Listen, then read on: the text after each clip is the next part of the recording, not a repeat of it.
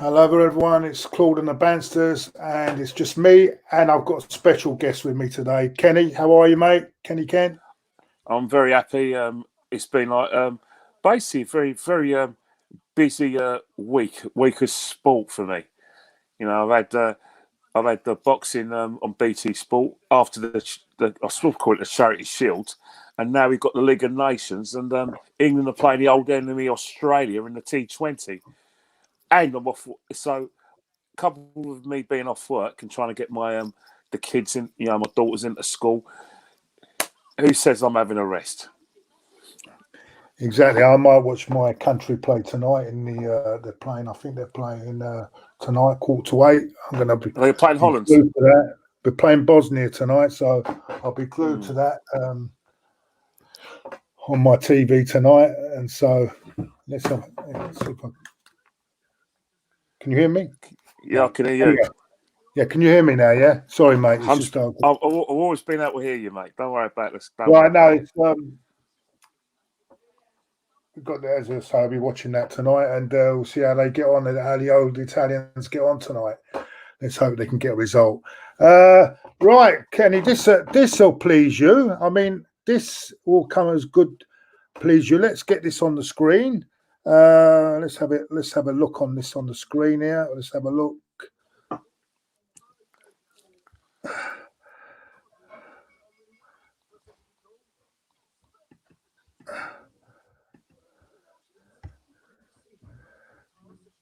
Let's have a look. Where is it? There we go.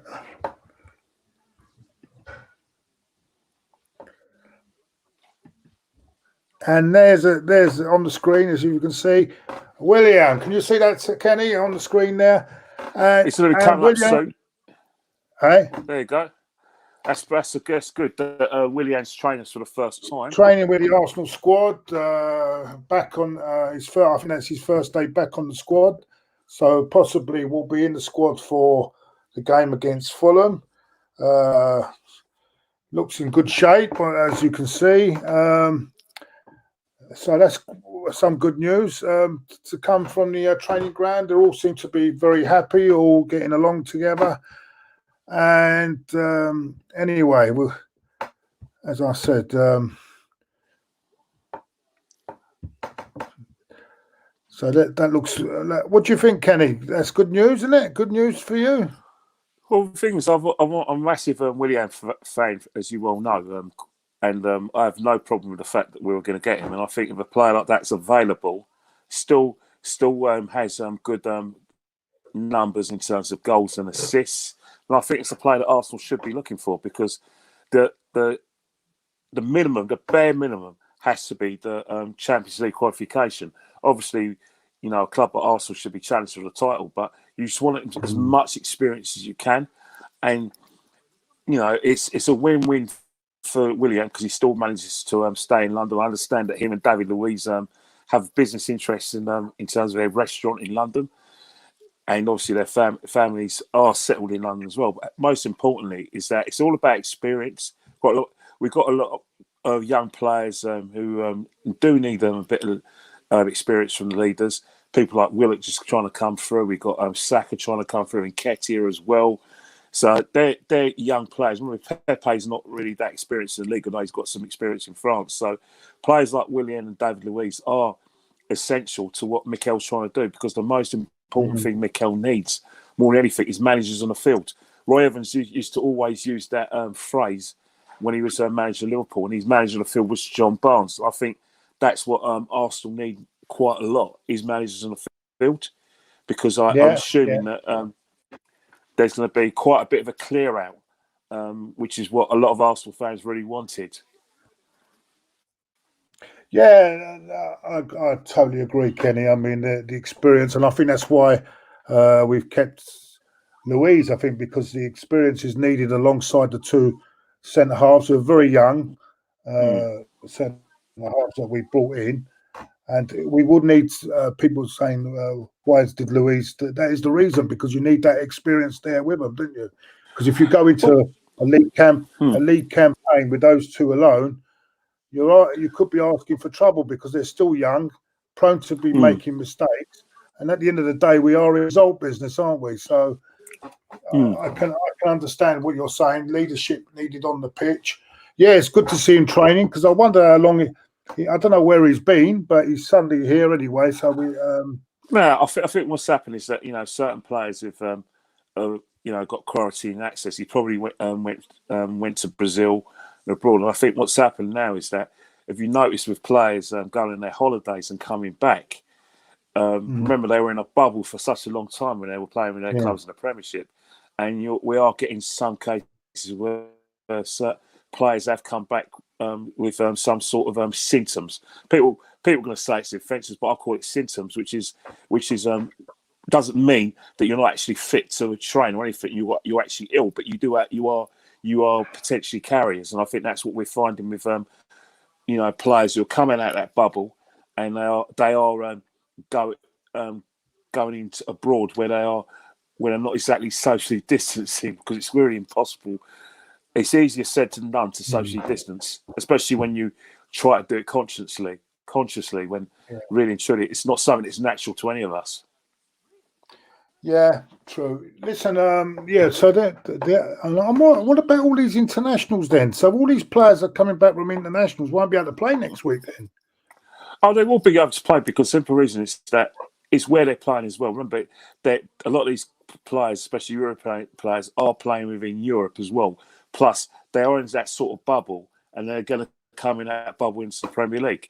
But again, it's one of the things where, the UEFA president said yesterday that he wants to save the associations from bankruptcy because of what's happened with coronavirus, which means they are going to stage these matches. And remember that UEFA have organised TV rights for their League of Nations tournament. Obviously, in England, the TV rights are organised by Sky. So every game that's been shown, especially from this country, the European associations are going to get some sort of TV money going towards it.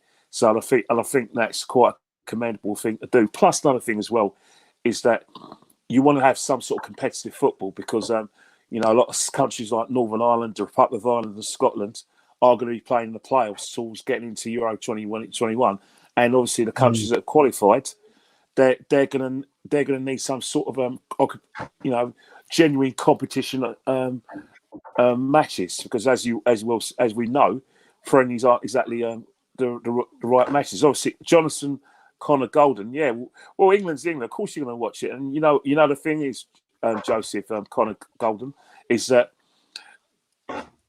England have to win every game, don't they, Joseph?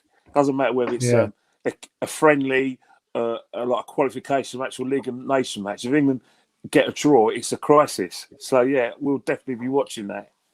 Yeah, we'll be interested in watching it. I mean, would Sancho be playing that, or was he given extra leave because of Bayern? Because of the who's he? He plays for Dortmund. No, so he wouldn't be involved in that. He plays. Well, I don't know. I'm sure he's been. I don't know if he's been selected in the squad, but I think I think he's in the squad. I'll be interested to see how Maitland-Niles does there for. Remember to play. You got to remember that the players like, but players like. Wait a minute, We'll see if they players like Connor Cody. Yeah, they'll get a chance. Hopefully, we'll see how it goes. What was I going to say? So, thank you for that. Thank you for the super chat, Joseph. That was very nice of you. Thank you very much. Well, thank you for everyone in the chat. If I haven't got to you yet, we'll get to you. But thank you for everyone that's leaving messages in the chat. Let's look at Ceballos, Kenny. Ceballos is set to, I think he's about to sign for another year on loan. I think it's a good signing. I'm not sure if it's a signing that can take us further than where we want to go in the long run. But I think it's a good signing, and I think it's needed, especially as we haven't really gone into we haven't bought anyone in yet. It would be nice though if we could add Thomas Partey or I don't know. You're very good on pronunciations. The guy from Leon. Oh, yeah. You mean for the guy from Leon, the one he's an hour. It's Oh, is it hour. Our? Hour, yeah. Because you're good on foreign pronunciation. No, because he's basically he's I think he's Algerian. So they very much got hour.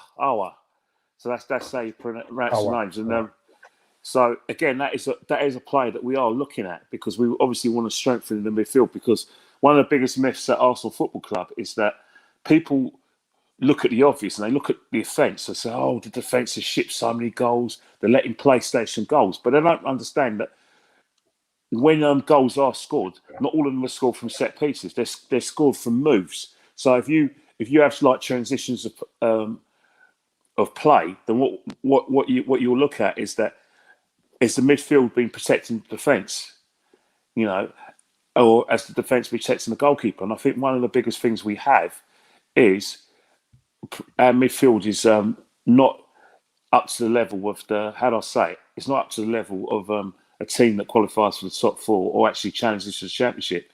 So our midfield does need a lot of work. The only player that looks like he's going to be starting every game is Granit Xhaka, because I think he's another one of those managers in the field that Mikel Arteta would like in the side. So you are going to be looking at. Hello, Cotley Peel. How you doing? You all right, mate? We are going to be looking at trying to strengthen that midfield and try and give it some balance. Obviously, Ceballos, gave us balance toward the end of the season. But again, we're going to look at genuine players who actually can have that sort of creative sparkle. Because you've got to realise one thing is that sometimes, right, if you look at how football's played now, not all of it's on the counter attack. Not all of the creativity has to come from the fullbacks or from the inverted wingers. There's going to be a situation where teams are going to work us out. So what we need to do is have some sort of balance in the midfield and some creativity in the midfield, and that's why we've got to look at players like Aouar from Leon, and obviously you've got the player that we say that's a long-term target is Thomas Partey. But again, it looks like both parties are going to be haggling over the fee. But that is one area we definitely have to look at. How about the players going out, Kenny? Would you be? How would you look at it? Hector Bellerin. Do you think if we can get 30 million, that would be a good thing for us in the long run? Well, Hector's a very interesting one because one of the things about Hector is that before his injury, he was dividing opinions slightly, but he was a player that you thought was going to go on to be captain of the football club because he loves the football club and everything. But the biggest elephant in the room for me was it's not just what he does for Arsenal; it's whether he's going to get that right back slot for Spain. So if he can't get that right back slot from Spain, then he may thinking, well, hang on it, I've done everything I can for Arsenal in terms of play through injury, try and come back from injury. But he's going to look at the game that Spain played with, the game they played with Germany yesterday in the League of Nations, where it was a good game, it was a draw. And the first thing he's going to look at is whether that right back berth, right? They got Danny Habrahal right back yesterday. He's going to think, well, hang on here. That's the position I should be trying to get. Now, am I going to? Is playing for Arsenal, not playing in the Champions League, going to get me in the eyes of Luis Enrique? Now, if he goes to somewhere like, say, PSG, or he goes to Juventus and actually starts those games, not only is he going to be, like I said, probably winning the title, he's going to be playing with better players and probably getting better coaching. So, in terms of his career, I can understand why Hector would be open for that move. In terms of Arsenal as well, it's about, you've got to think about it, the bigger picture is that we want the clear out, but sometimes if you want players like Aouar, if you want players like Partey, and you probably want another striker to come in just to give us a bit of cover, and you've already got Gabriel Magalhaes. You've got to say, well, hang on here, we've got to balance the books. Now, in terms of like Hector Bellerin, he's only 25.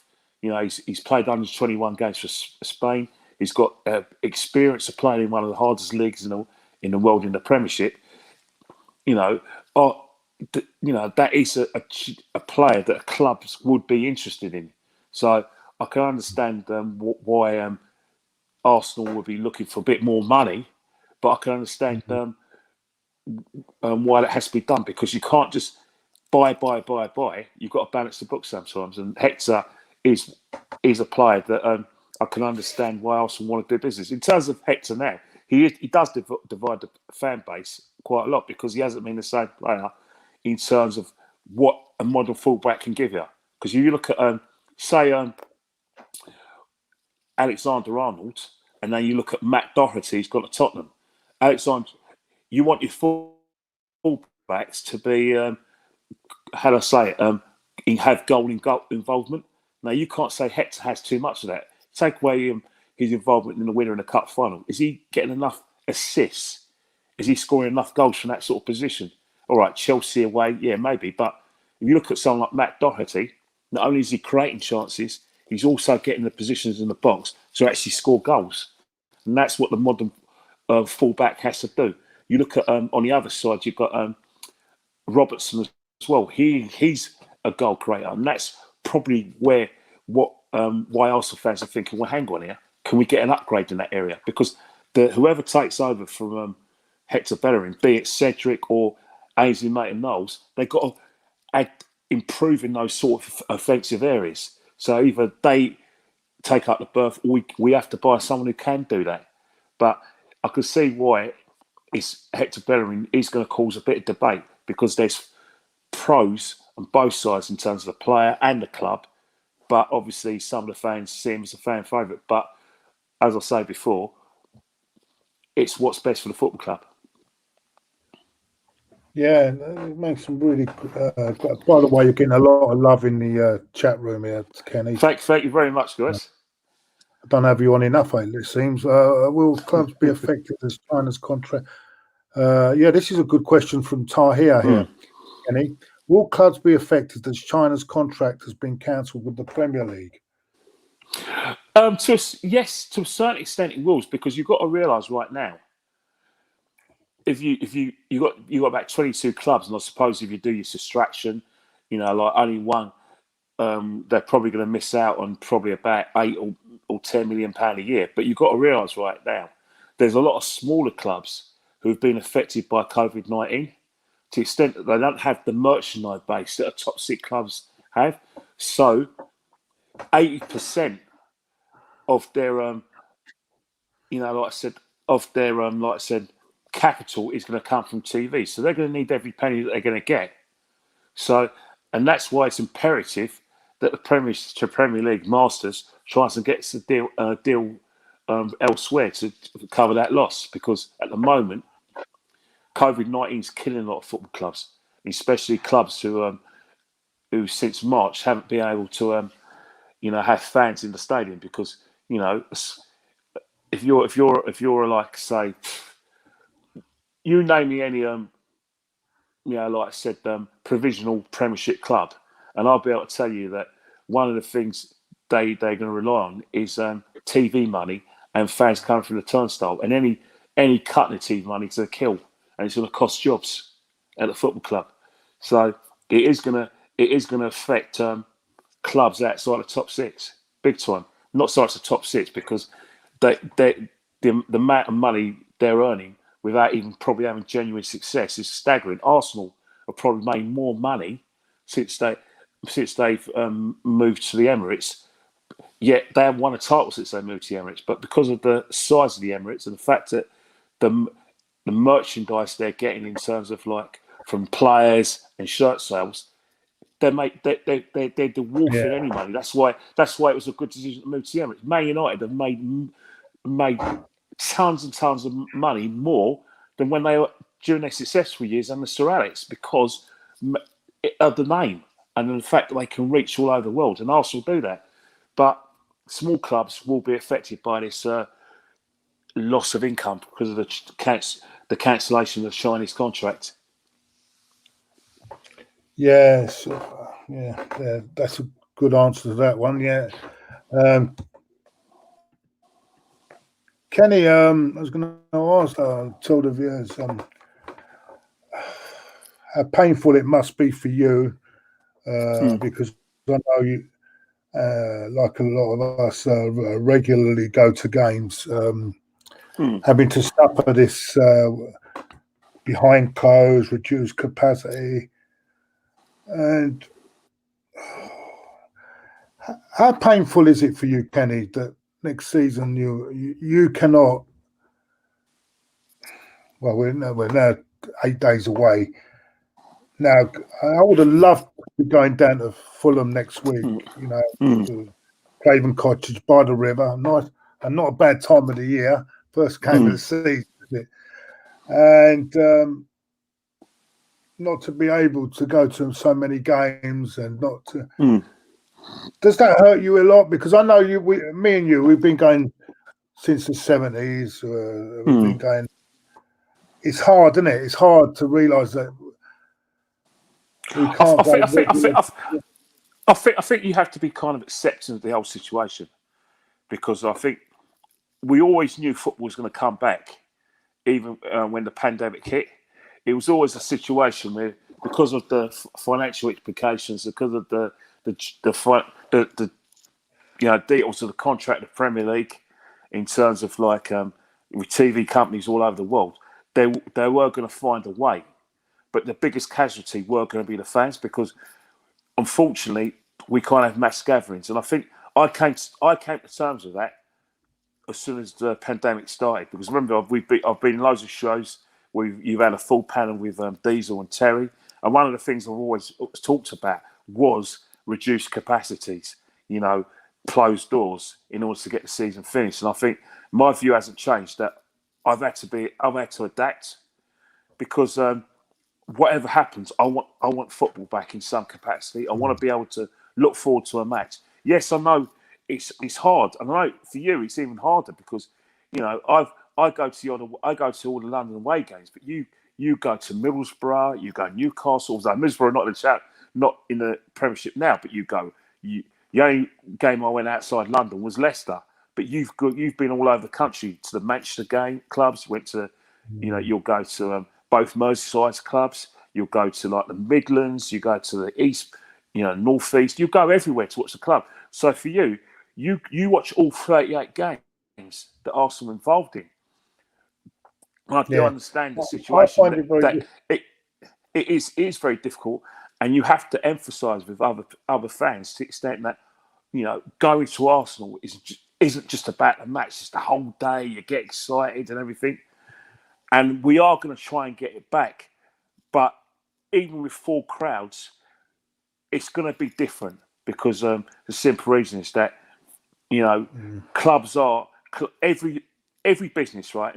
In regarding where you work in a bank or one of the city's conglomerates, or Islington Council I work for, all the building spaces have to be adapted for COVID-19 for the future, and it's going to be in terms of like exits, one-way systems. So it's never going to be the same unless we find a vaccine. Even if you do find a vaccine, the fact of the matter is you don't want anyone getting the COVID-19. You don't want anyone getting flu. You know what I mean? And in people's habits have to change. So the only problem I've had to come close to it. The only thing I've got problem with all this is that are we now going to suddenly get confused? Because a lot of people, it's coming.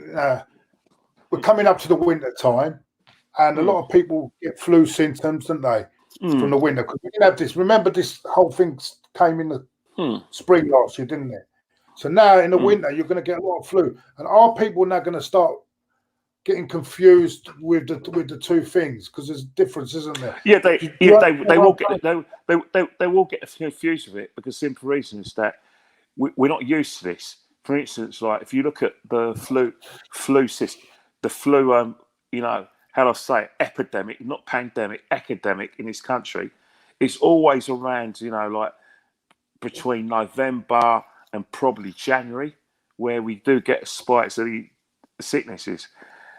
And, it's kind of a seasonal thing. But the problem we've got now is that we're telling people that if they have flu-like symptoms, not to go and see their doctor, because we just stay at home and quarantine for 2 weeks, or what they call self-isolate. So we don't know. We're not actually diagnosing people, or say what I'm trying to say, Kenny. Yeah, but what I'm trying to say is, with the panic, there'll be a lot more people. There will be a panic among people, and maybe yeah, and there will be, because simple reasons that it's what's happened. There's no testing. Like I said, at the moment they're asked if at the moment your doctors are sending you emails, and they're basically prioritising people who work in the NHS and social care workers and healthcare. People who work in care homes and all that, for the elderly or people with mental illnesses and all that, because they're in contact with people. They're prioritising them for a test, not prioritising me and you, because we're not actually having active control of people. If you're in an area there's lockdown, but you can go down there and volunteer, but it's no active test. Another thing as well, what's the cure as well? No, there isn't an active cure. There's testing on animals or people, or coming out all sorts of inventions, but no one seems to agree on something. Because if someone has COVID-19 and you are trying to use these sorts of remedies, you're going to test about thousands of people to see if this actually works. So we are going to have a situation, but as you said before, we have to prepare, and that's why, to change the subject a little bit, I think the government's sort of intentions of opening stadiums in October is probably going to be a bit premature, because you can't have open stadiums in October if you're still having lockdowns in places in Manchester, Yorkshire, Birmingham as well, and what other parts of the country are going to have it? It's going to be a situation where it's October's come, but it's come too quickly. You know what I mean, mate? It's just like when they were talking about test events for the Charity Shield. All of a sudden, it was June, and then the next day, it was August. And I mean, oh, it's too early now. And I think that's why we got to temper that. But in terms of like what's happening, I think what's happening, the government are going to try and take precautions, but they're scared because the reason the economy's done. The economy is French connections, all right? Yeah. Your taxes are going to go up. Corporation taxes are going to go up for businesses. People who earn over £40,000, their taxes are going to go up. It's going to happen. Then because simple reason is that too many people have been furloughed, and you've got too many redundancies. The West End is done, right? Winter Wonderland is done. They're not having it this year, right? They're not. All these shows, you can't have it because you've got foreign visitors coming over who are going to be subject to quarantine. Like I said, things. So what's happened? People from abroad are scared to travel. So the West End has lost £10 billion. So this winter, if we do that, how much more money is the West End going to do? Are they going to carry on the furlough scheme? Because it's over in next month, and then everyone's got to go on universal credit. People who've been furloughed if they can't go back to work. So it's one of those things where a decision has to be made, but again, you have to find a way to get people back into work, which means local authorities, businesses, update your buildings quickly. That way, you get people back into work, and then your CAF, the guy who owns Costa Coffee, the one who owns Greg's, the Tesco's across Finsbury Park, which me and you meet at. They might keep people in work, because it's all a domino effect. But what's going to happen? You are going to see a panic in this winter because of the NHS's attitude. The NHS are not telling us the full story. They're not telling you that they're having less people coming to hospital for COVID-19. They're not telling you that there are less positive tests. They're not allowed to. People like Piers Morgan won't let you do that. Piers Morgan wants this to go on forever. Piers Morgan cannot wait to this winter where he becomes relevant again, where he can start throwing his weight around, because he's going to see people with flu like symptoms, and it's going to be coded as COVID-19, even when it's flu. Because what's happening now, they're coding everything. I'm not saying this virus doesn't exist, but what I'm trying to say now is that people's death certificates are not accurate. Yeah, I agree. Big shout out to Alex Wilden. Hope everything is all right. I know your partner's suffering at the moment. I hope she's feeling a bit better. Also, while one day we will go together on away games. I don't think there's going to be soon. I'm afraid, with all this carry on. There's another message here. He says, "Hope you're well. Many clubs have been. This is Anthony Herbert. Have been affected with this COVID-19. Teams have lost millions from it. Don't forget to don't forget to click the like button, everyone. Yeah, definitely. I think Anthony's 100% right, and I think it's the situation. It's all about people, the smaller clubs, the provincial clubs, who are part of the community, not being able to have fans in, and who rely very much on things like fan attendance. For instance, you look what happened at Arsenal. We had to close the Finchley Park shop because simple reason is that there's no customers. How many stadium tours are there going to be? We don't know. You know, Arsenal have made 55 people redundant because there's no work for them. So, you know, COVID clubs have lost millions. But, you know, the elephant in the room is that people think, well, hang on here, you're spending millions and millions of pounds on players and player salaries, but you're making people redundant. What people need to realise now, in football, there are two budgets. There's your player budget and your non-player budget. Your non-player budget is heavily reliant on access to the public, like match day, stadium tours, and going to the club shop. All right, with COVID-19 and everything closed down, that part of the business is dead for a while. But the other part where you get money from sponsors, TV, that goes on player salaries and player sales. Yeah. Good evening. Another one. I hope I haven't pronounced your name wrong. Shazhank. He says, "Good evening, gents." Well, it's evening. You're right, isn't it? He's coming up to the evening. Are you surprised at the amount of spending even after the COVID crisis? Yeah, no. There has been a bit of spending here, hasn't there? No, mind you, a lot of spending money. There was money. All the people that are spending are Chelsea, who had money to spend anyway before COVID came in anyway. And Hazard, I remember Eden Hazard, they did a sort of deal with Real Madrid where it was structured into instalments, but with the instalments that Chelsea are going to get in, that goes towards their transfer budget as well. Because, you know, Marina and Granovskaya can sell ice to an Eskimo. You know what I mean? But in terms of like how much they got for Morata, innit? All them players that they got back, the money they got back was incredible. Yeah, we are. We can't get rid of players for 15, 20 million. Yeah, but it depends. But clubs have to want them. You can't, because you've got to remember one thing, right? Yeah. You got to remember Arsenal pay in terms of wages. Arsenal up there with a lot of clubs. We pay. We actually, if you look at the highest wage bill, it's probably Man United. Then it's probably a group of three clubs: Man City, Arsenal, and Chelsea, and then all the other clubs right behind that. So, for instance, if you're a player that the fans want to get rid of, and the club want to dispense with, and that club says, "Oh yeah, I'll take this player," but and they say, "Well, how much is he on?" Well, he's on £90,000 a week. Went, £90,000 a week. We don't even pay our best player that. No, you've got to take some of his wages off. You know what I mean? Or you've got to pay up his salary, and that's what we did with Almunia and Abue. Some of these players that we want to get rid of won't take wage cuts. Why should they? A contract's a contract. You know what I mean?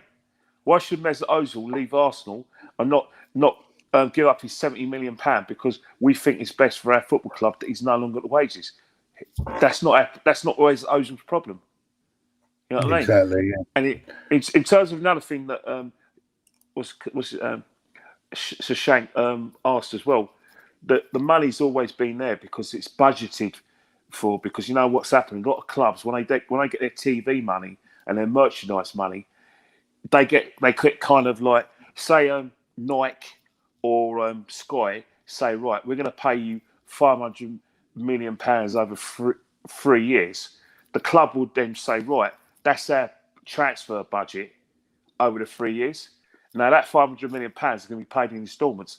But what the clubs do is that they get their transfer budget and their player and their salary budget because they know they're getting the money because it's signed for.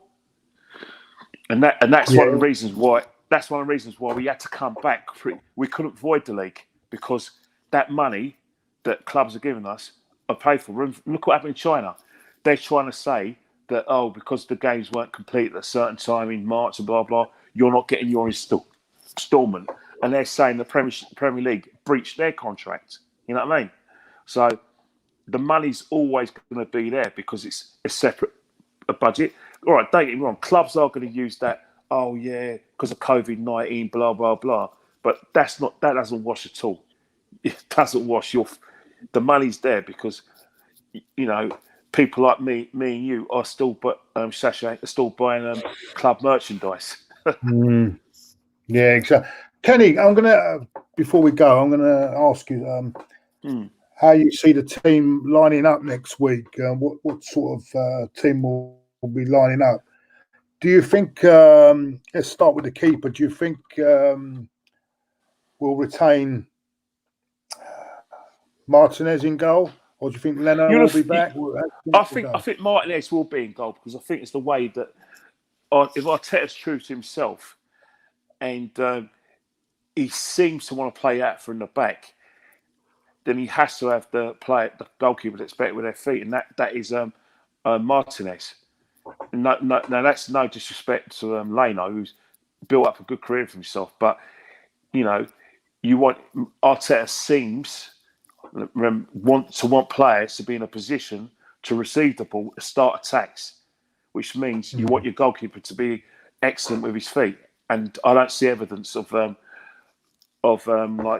being that player. I mean, you look at our goal against Liverpool in the Community Shield, straight from the move started from Martinez, and then went to holding, went to Bellerin, boom, boom, down the line, crossfield pass from Saka. So that I can't. So I can see that in terms of if Bellerin stood at the club, I think that Bellerin would play. Is it good to play players that know? Is it good to start with players that are on the way out of the club, or should we just they're not out of the way of the club yet, are they? They still got to October. But in terms of but they're not. Their future's not certain. What I'm trying to say is it's speculation. There's nothing in writing to say Bellerin's going to leave, but you would think that he's not going to just play Saliba and Gabriel Magalhaes. No, I don't think that will happen. I think that he'll play a team that playing in the Community Shield, and that means that Rob Holding's going to be playing out of position on the right hand side, and Kiritini's going to play. That Maitland-Niles is going to play left wing back. One thing I will say is that Fulham don't play like Liverpool, Man City, and Chelsea. And what will happen is that the onus is going to be on us to be on the front foot. Yeah, exactly. So, this is what that's what I'm trying to get to, Kenny, because it won't be like, I mean, we're not playing Chelsea, we're playing Fulham, although they're not far apart in road-wise. As far as teams are concerned, they're a long way apart. What I'm trying to say, it's a different game. They'll put them behind the ball. But one thing I will say, sorry to cut in, we can't play a back four because Arteta just hasn't got the players to play a back four. So he has to play a back four regardless, because we tried. Remember the Watford game where we tried a back four and it was a disaster. You could play a back four if you weren't playing David Luiz in it, but But then Yeah, again, definitely, but you could still play him in a back. You could still play him in a back four and just play him as yeah, left what I'm centre trying to say, half. you could play, but you'd have to leave Louise out. But you could play a back four. Yeah, with You'd Louise have in to it, leave Louise. but you don't have to because Louise can play left centre half, left and half, and you put No, either if one of you the were to young lads. play a back four, you could play a back four, but not have Louise in the team. That's what I'm saying. Yeah, I hear you, but if you do have Louise in the team, he still can play that left centre half role. It's not because that's where he was playing a lot when we played a back four. But obviously, if we play a back five, that's where you're going to get the best out of David Luiz because again, Arteta likes David Luiz because of his long passes from the back. But Yeah. So, Yeah, look, I think you're right. midfield. I think that it will play probably most of the team that played in that Community Yeah, Shield. definitely. But as you say, you're playing Fulham, and I'm looking at that team, and I'm thinking, where's the creativity? Because Yeah, but you're now saying that Saborov's not playing the game as well, aren't you? Dave, Where's the creativity coming from? Yeah, but you've got to realise in modern football now, the creativity is coming from like the flanks, especially your fullbacks. So the onus is, and that's where I want an improvement from raising Nathan Niles, and I want an improvement for Bellerin if he plays. I want a situation with where Bellerin and AZ Nathan Niles are linking closely to Aubameyang and whether it's Saka or Pepe. You want that sort of relation because if we are going to get some joy against Fulham. That's where the creativity's got to come from.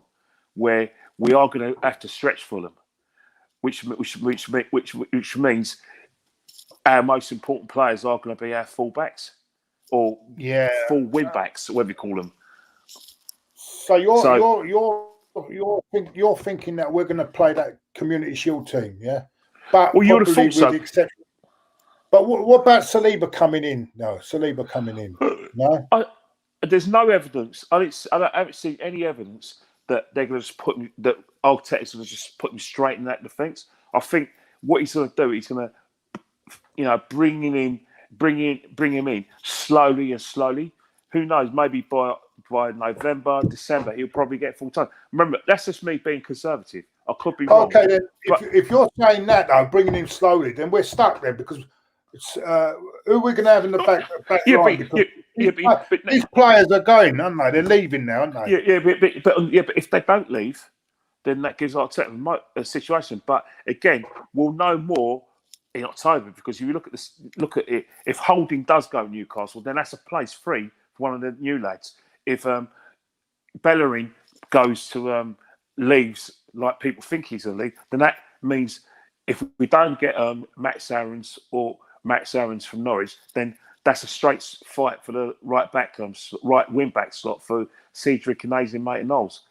And then what will happen is that Kieran Tierney can go back on the left hand side. So it's all ifs and buts. But the transfer window doesn't close to October, so we still got to October to allow make negotiations to see if Bellerin leaves or if Rob Holding goes to Newcastle, which people are discussing. But I was talking to someone. I wonder what you think of this.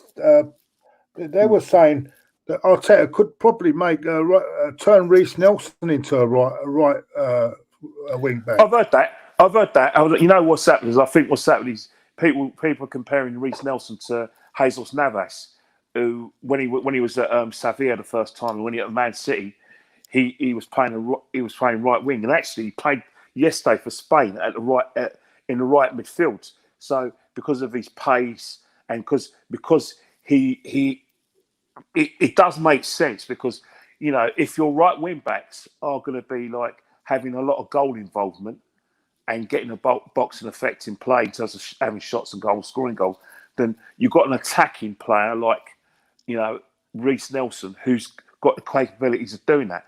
But Reece Nelson, from what I've seen, does tend to play on the left wing or left wing midfield. So again, it's a bit of a long shot, but it makes perfect sense from what the requirements are of the modern right back. or modern right wing back. So you can't rule it out.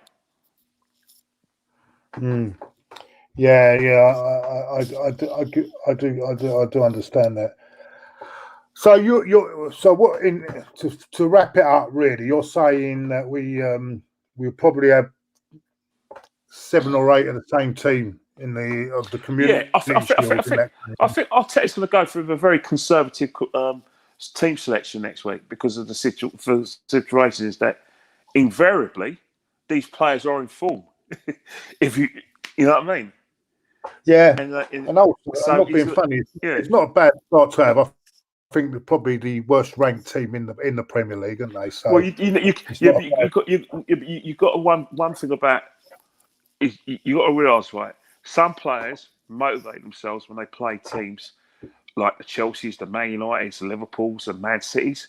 Yeah. But Fulham, yes, it's a London derby, and Fulham will be up for it because they're smart for the fact they only spent one season and got relegated. So this is going to be an early cup final for them. So what Arsenal need to do is that they need to learn how to get themselves up for a game where teams are going to respect them because of who they are and are going to sort of make things difficult for them and do what Arsenal did to Liverpool, Man City and Chelsea. They're going to have a bit of their medicine. So it's going to be again us on the front foot. It's not going to be easy as well because you've got to realise, man, we haven't got our away fans to protect us at Fulham. Fulham haven't got their crowds. Some players seem to have played better football without the crowds. You know what I mean? Without the pressure. Yeah, when you look at the that's true, Kenny.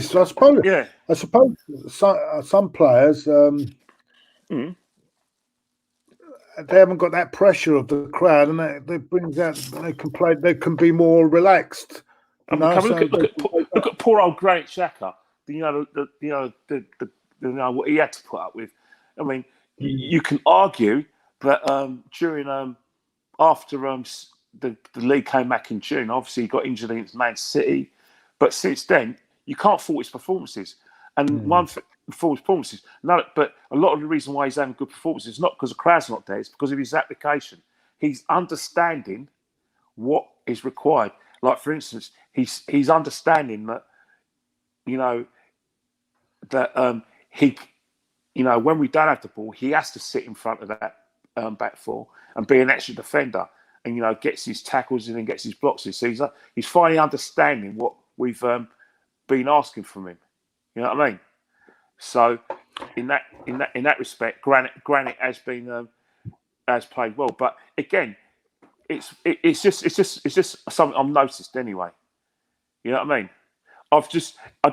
I'm going to end this show, but I've got to remember my mum's not a reliable source of evidence, but she's just told me that Lionel Messi has decided to stay at Barcelona. Although I'm getting another message to say that there's a clash between Lionel Messi and La Liga on the clause in his contract. I think that the reason he can't move, and I think, and this is a court battle now, is that his contract apparently says that if he wants to move, he's got to pay 700 million quid. so that's why he can't move. So we'll see. That is an interesting one, and it's a shame because we'd all like to see Lionel Messi in the. Let me tell you something now, Claude. Sorry to interrupt you. It is Lionel, isn't it? Some people pronounce it Lionel, don't they? But it is Lionel. But I'll tell you one thing though. Every time, right? If you get a sporting body, right, and they have their rules and regulation from about 1977, when you had the situation with Packer, a breakaway circus of the cricket, every time they go to the high court, a real court, they lose. Remember, Man City took their like I said, their UEFA thing to a real court. UEFA lost. If Messi went to a real court, he'll win. Made this FFP irrelevant. Yeah, but that's the thing. So, maybe so, but the thing is, forget what the La Liga say. A real lawyer and a real judge will say, will pick holes in that, and Messi will be free to go where he wants to, if he really wants to leave Barcelona. So Man City fans shouldn't panic too much. Anyway, Kenny, thanks for joining us, mate. Real pleasure, mate, having you on. And the holidays are over for you now, or? Well, I don't know. I'm not going into back to Tuesday, so I'll probably be watching a lot of football, watching a bit of cricket, and I've been doing a bit of running. So boxing, after watching a bit of boxing over the weekend. You're damn right I am, mate. You're damn right I am. It's apparently there's some boxing on Channel 5 this weekend at 10 o'clock. So any boxing fans out there, there's boxing on Channel 5. Have you seen the All or Nothing documentary, by the way, Ken? Is it involving Arsenal? No, the All or Nothing one. The one. Oh, I only watch documentaries involving Arsenal. I don't watch documentaries about football clubs. It's quite an interesting doc. I was watching it. Apparently, it's on every week. They give you about 3 episodes at a time. Claude. Well, please make sure you don't do any previews of the All or Nothing documentary on your Arsenal YouTube channel. Keep it between us. I don't want anyone knowing I watch it. I might be taken off the Arsenal supporters. I might be taken off by the. They got a high court in the Arsenal supporters group. There's a high court and there's a Freemasons. You know what? Yeah. Me and you've been fined, put in prison by the Arsenal High Court, and we don't want to do that again. It's quite a painful experience. We won't be able to support them anymore if we watch that. Well, I think I'm on my final warning, so I think you may be as well. Anyway, I'm going to take your advice. Take care. Look after yourself. All right, then. Take care, Kenny. Bye. Speak to you soon, mate. Speak soon. Bye. Anyway, that's Kenny Ken, and thank you everyone for watching. Well, only 8 days to go till we go to Craven Cottage. We will have an extensive thing about the Premier League next week, all week next week. Terry will be back from his holidays, so we'll be looking into what's going to happen. Are we going to get anyone in? Who's going to play in the big game on the first game of Craven Cottage? Who's going to be the first 11 on that day? We'll be covering we'll have a watch along for the Fulham game. We're going to be covering all of everything football. We're going to be really, really busy. Can't wait for the Premier League to be back. The big kickoff next Saturday, and it starts around noon on Saturday next week. So take care, everyone. Might be back later on. I'm not sure yet, but if I'm back later on, I'll let you know. But if not, have a great weekend. Speak soon, and good luck to everyone. Bye-bye.